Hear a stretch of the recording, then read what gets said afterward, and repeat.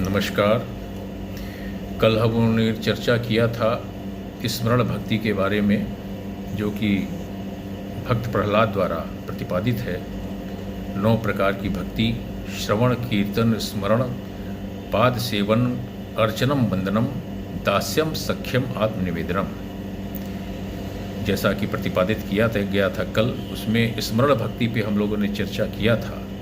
गीता के इस श्लोक द्वारा अनन्य चेता सततम यो मा स्मृति नित्यशः तस्याहम सुलभ पार्थ नित्य युक्तस्य योगिनः। इसका तात्पर्य है, हे अर्जुन, जो अनन्य भाव से निरंतर मेरा चिंतन करता है, मेरा स्मरण करता है, उसके लिए मैं हमेशा सुलभ हूँ, क्योंकि वह मेरी स्मरण भक्ति में सदैव प्रवृत्त रहता है।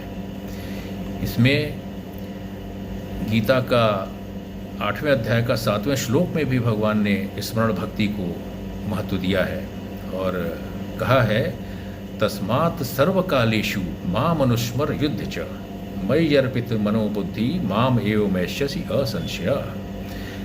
अतः हे अर्जुन, तुम सदैव हर परिस्थिति में मेरे रूप का स्मरण कर और साथ ही युद्ध भी कर और अपने कर्तव्य कर्म को पूरा कर।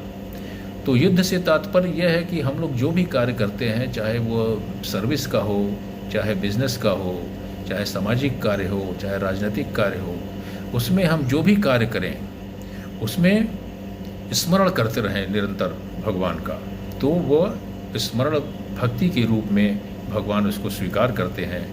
और फिर आगे कहते हैं कि अपने कर्मों को मुझे समर्पित करके तथा अपने मन एवं बुद्धि को मुझ में स्थिर करके तुम निश्चित रूप से मुझे प्राप्त कर सकोगे। इस प्रकार इस श्लोक के द्वारा भी स्मरण भक्ति का महत्व दिया गया है।